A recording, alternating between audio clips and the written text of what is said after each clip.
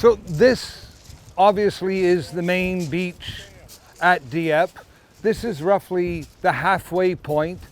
That is Red Beach over there, which is where the Essex Scottish landed.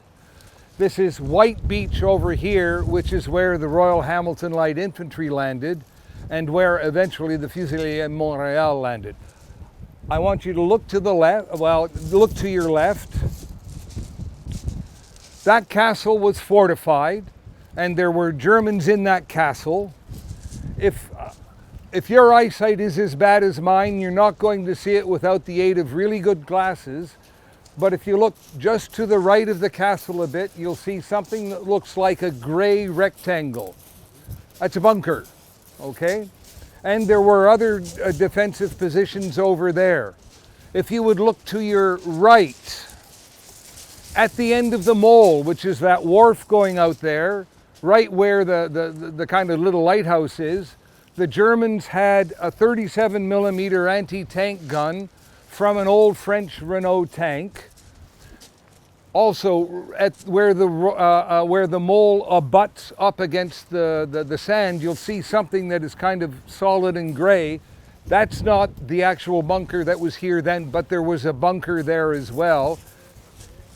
If you see the church off to the right, that is the west headland to Puy, or the east headland to Dieppe.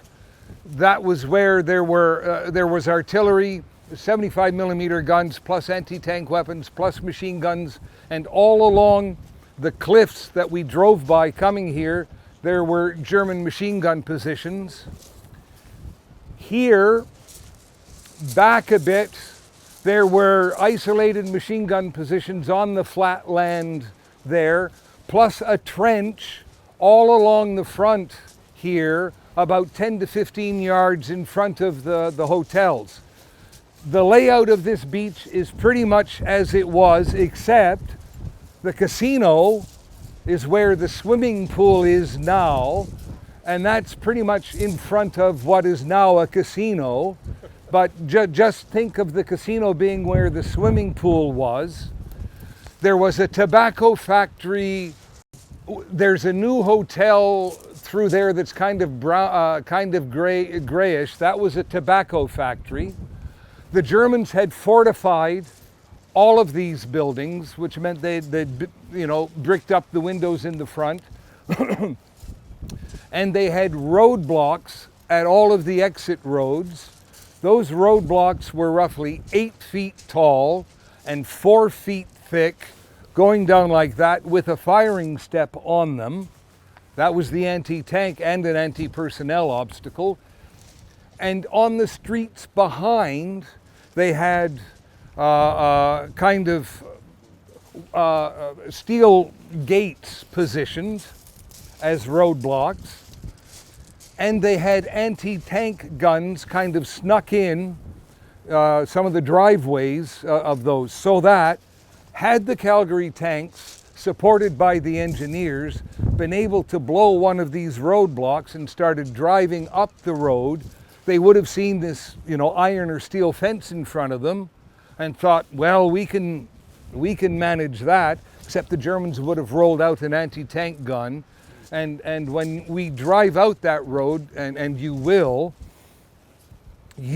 see that it is so narrow, it would have been easily blocked in stages.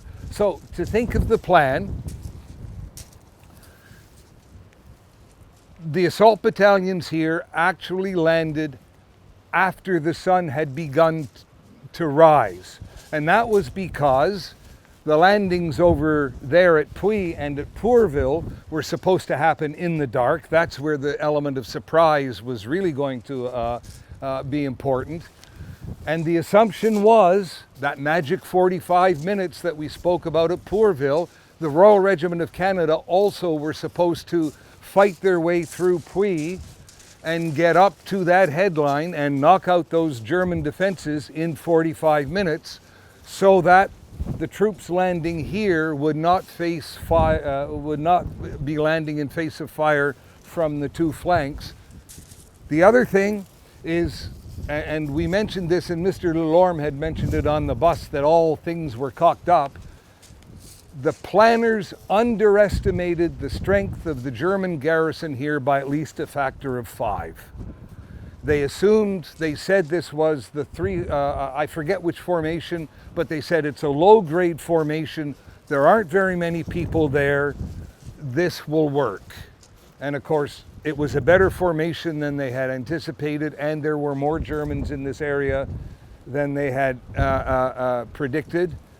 In addition to which, about 10 kilometers, 4 kilometers back was an immediate German reserve. 10 kilometers further inland was more, and 30 kilometers away was 10th Panzer Division.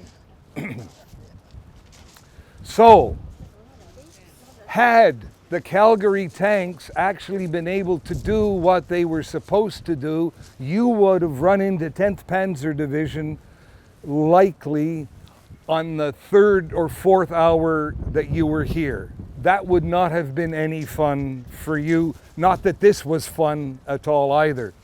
So the Rileys land on this flank. The beach is pretty much as the beach was. The seawall's a little different. The colonel of the RHLI landed. You'll see there's a dip in the stone here. The colonel landed down that way, found an inundation, you know what I mean, a hole. Yeah, a gully in the, thank you, a gully in the rock. He got in there and established his battalion headquarters there. And the first thing he notes in his recollections, because he was taken prisoner, was, I established battalion headquarters in one of those things, and I looked to my left and I looked to my right, and I saw 2 companies basically being chewed up, because there was a row of wire, and a row of wire on top of the seawall. Not everybody had enough Bangalore torpedoes with them to blow the wire in the seawall. So in some cases they're using wire cutters to cut through the wire, and they are under fire all the time. Mr. Delorme was talking about how good the German fire was. The Germans had been here for 2 years. For those who have been in the armed forces, you know what registering fire or registering targets was. It means if you had a mortar and you elevated it to a certain number of degrees and pointed it left or right a certain number of mils or whatever, you knew exactly where that round was going to land. They had been doing that. They'd been here for 2 years, so that they were able to direct their mortar fire from a couple of blocks back and over to land wherever they wanted here. So the troops here are under mortar fire all the time. And a mortar round blasting off on this kind of ground is going to send splinters everywhere. Machine guns, and 75 millimeter guns from the flanks. So the Rileys, get up. They're huddling under the seawall. Some are trying to cut the wire to get through. They are being cut up in the process. 2 bodies of Rileys do actually cut their way through the wire, small groups of 7 or 8 people. Denny Whitaker, who had been the battalion intelligence officer at that time, and who in September of 1944 was the commanding officer of the Royal Hamilton Light Infantry and brought them back through Dieppe in the parade. He made it into the casino. They fought through the casino. Took about an hour to clear the casino because of all the different rooms. And if you watch TV movies now, you move into a room, clear, you move into another room, clear, but the Germans were able to infiltrate and come back in, so they actually had to fight to clear rooms in the casino 2 or 3 times, but they eventually cleared the casino, moved into the movie theater, which was behind where the new casino is, and actually got onto Rue de Segogne just in behind. And when you drive, you can see it here, the kind of rounded church steeple or dome over there. They got into that area, moved around the streets, were fired on by snipers. They took on the snipers, but at some point there were so few there that they retired. Another group of Rileys got in, did the same thing, but when you're only carrying an ammunition load of 60 rounds and you're firing off your weapon, at some point you're running out of ammunition, and you also realize that with a group of 7 or 8 guys, you're not doing much. Essex Scottish land on this side. If you remember, their job was to assist getting to that naval headquarters. That meant fighting through those buildings there, and then they were to hook around and join up with the Royal Regiment of Canada coming in from Puy. The same thing happened to them as happened to the RHLI. Same kind of defensives, 3 wire belts.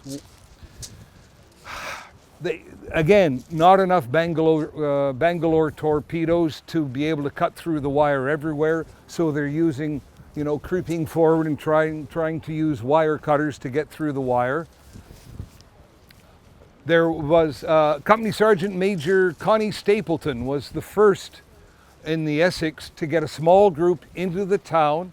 They actually got their way close to the harbor, came under sniper fire, took on the snipers. Some were wounded, they were sent back to the beach. He spent about an hour with his group wandering around inside the town until they began to run short of ammunition, and it was a case of get back to the beach. Les Fusiliers Montréal, the reserve battalion, when Roberts out there sent them in, he meant for them to land on this end of the beach to support the Essex Scottish. They actually ended up landing on the far end of the beach, in fact, under the cliffs. And from that point, there was really not very much they could do. Germans on top were throwing, the German potato mashers down on them. Their CO, Delarminard, tried to get them to come and help the RHLI, but it was essentially futile. And again, small groups got off the beach and into the town, but it's only small groups. I'll read, now Calgary tanks, since we have a veteran of the Calgary tanks here. One troop of Calgary tanks was meant to assist the Essex Scottish as they advanced on the German naval headquarters, and that troop, from what I gather, actually did land down here, but most of you are landing from here and further down. I'm going to ask you this, but I'll tell you what I think before I ask you, and then you can tell me I'm wrong, and feel free to tell me I'm wrong. Most of the histories say that that's what buggered up the tanks. I believe it. You believe it? What we found from the historical evidence was that most of the tanks that threw a track because of an anti-tank round or an artillery round, not the chert. So our sense is that for those tanks that couldn't get off the beach, it wasn't so much this stuff as it was the seawall. Of the 29 tanks that land, at least 19 got up on the esplanade. The engineers who were to have blown the roadblocks really never got off this beach because they were under fire, and in some cases the satchel charges they needed to blow the roadblocks sank with the landing craft they were on when it was hit.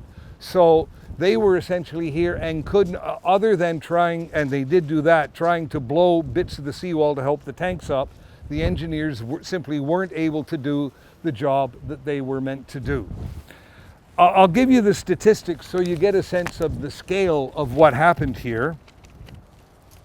The Royal Hamilton Light Infantry embarked 582 soldiers. 217 only returned to the United Kingdom after the operation. 197 were killed in action, and 175 were taken prisoner. The Essex Scottish embarked 553. Only 52 returned to the United Kingdom, 121 killed in action, and 382 prisoners of war. The Fusiliers Montréal embarked 584.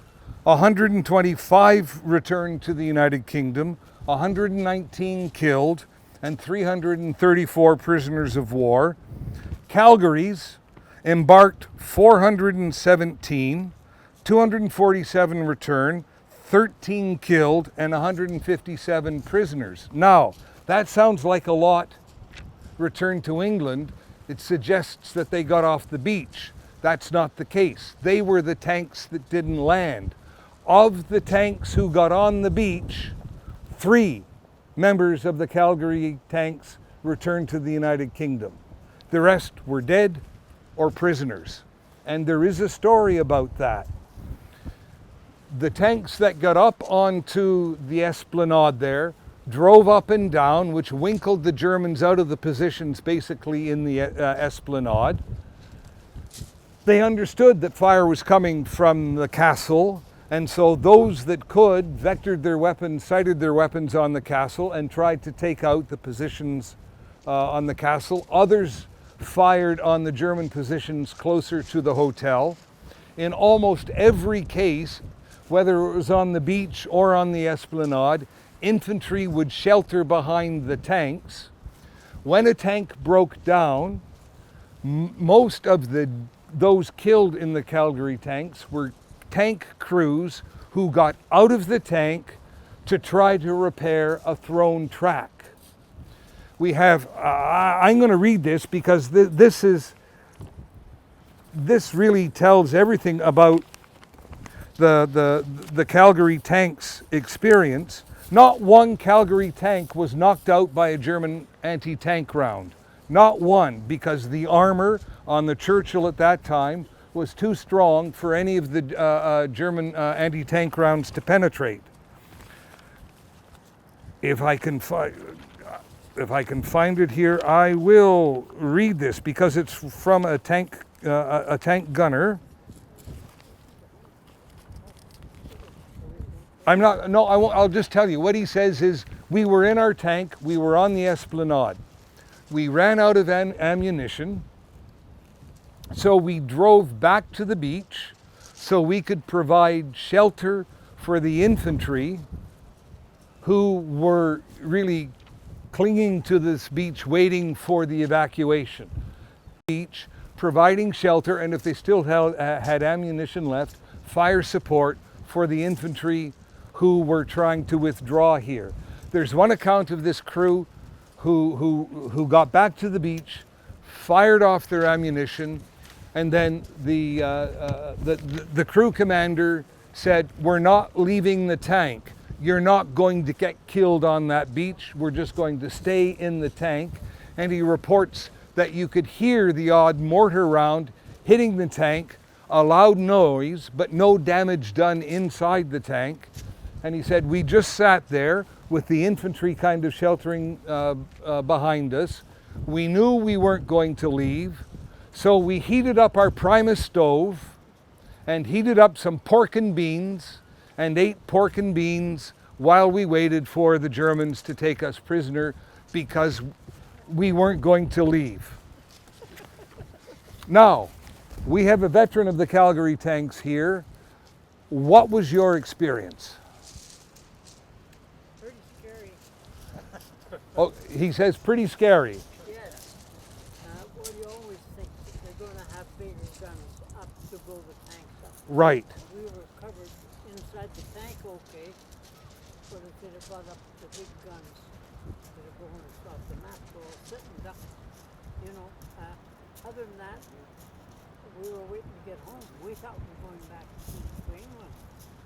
But We ended up in Germany, of course. yes. Did your tank get up to the esplanade or did you stay on the beach? Just got to the front of the town and then No. So, right, so you were probably at that end of the beach, close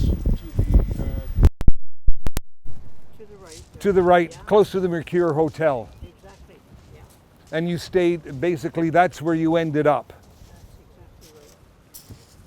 So that was the end of it. That was, yeah, and you just waited, in the end, you waited for the Germans to come and surrender. Somebody said we're all going to surrender. and Right. that's what happened. And did your crew commander say we're going to stay inside the tank because it's safer here than getting out? I'd imagine somebody said it, but we stayed there anyway. Right. No, it was the smart thing to do there. At Pourville, if everything had gone right, things might have happened. Here, if everything had gone right, it's doubtful that much could have been accomplished. Because of the time, we're not going to be able to get to Puy today.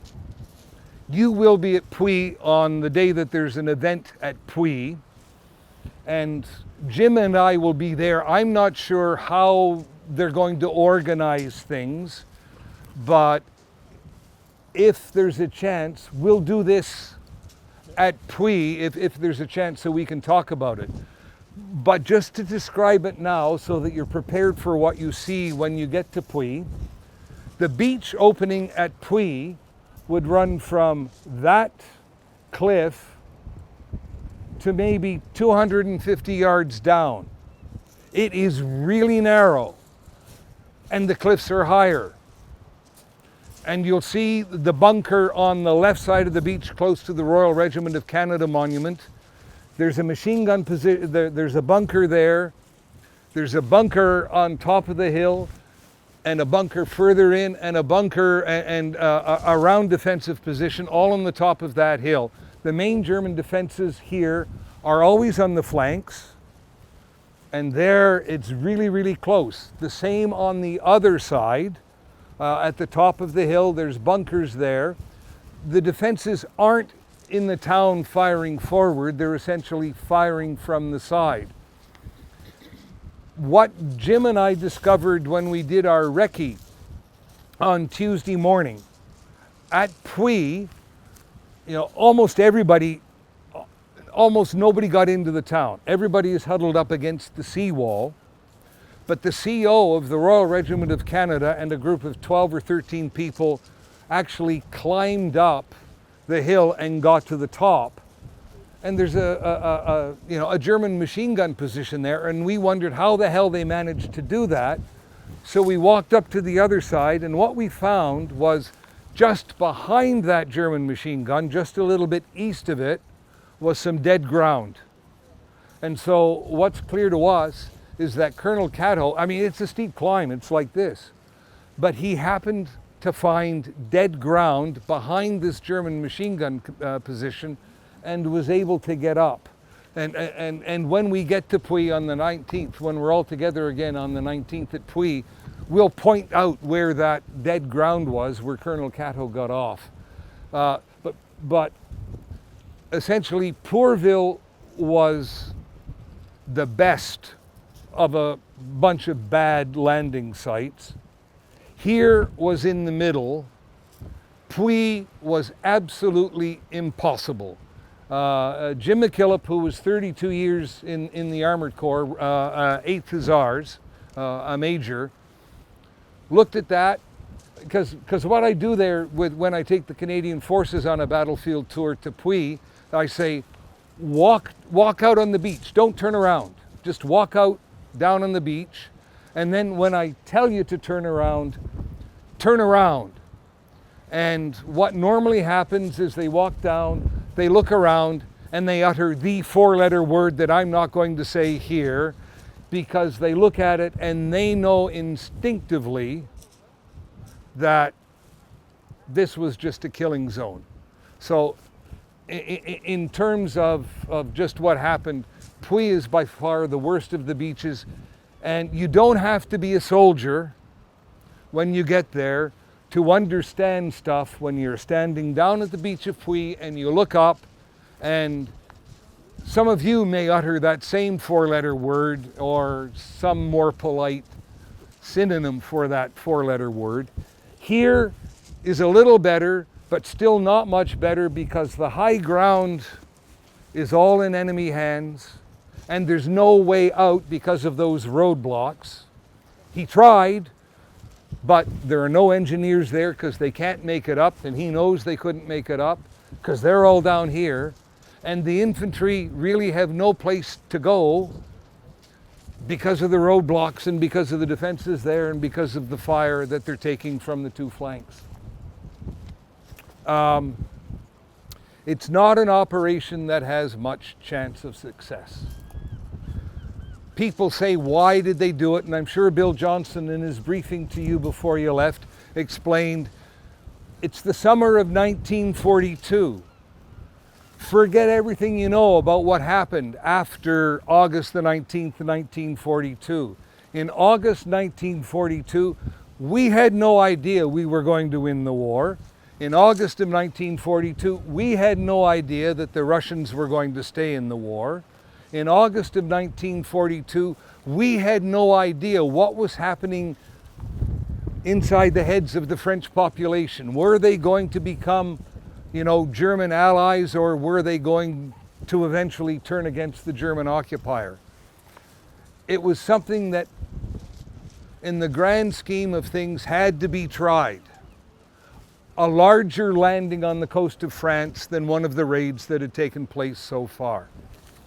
But if you're talking about the mentality of the German population, and I hope this I'm going to get a little teary here because of something my wife experienced here in 2002.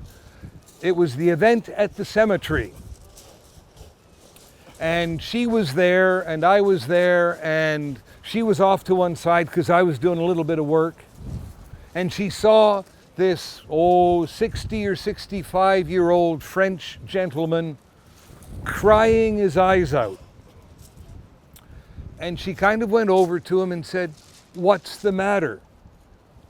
And he said, "I was here on the 19th of August playing on the hill by the castle. And I saw all of this happen, and I couldn't do anything to help. And I'm so sorry that I couldn't do anything to help." And this is a 10-year-old kid. And he said, "But the thing I knew, and I'm only 10, the thing I knew was that you hadn't forgotten about us."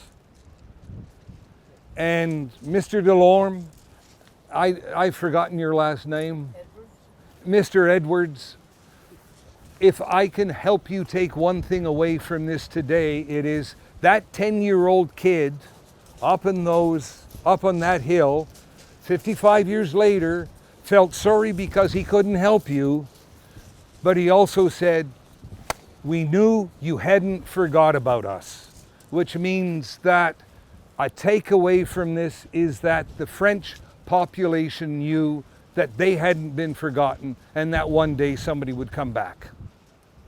And if there's a legacy, that's not a bad legacy. Are there any questions? I'd like to thank you very, very much for your presentation. It's beautiful. Got a better insight of what you're passionate. Well, thank you. I sit at a desk job. I write history. But getting a chance to do this kind of makes me young and enthusiastic all over again. And I feel young and enthusiastic all over again. Thank you. Thanks, Dr. Harris. Now, the only rain on the parade is we won't go to Puy today, given the time. What we're going to do is, Minister actually asked that I bring these gentlemen over. He's going to get a picture with the 4 veterans and A message from the Government of Canada.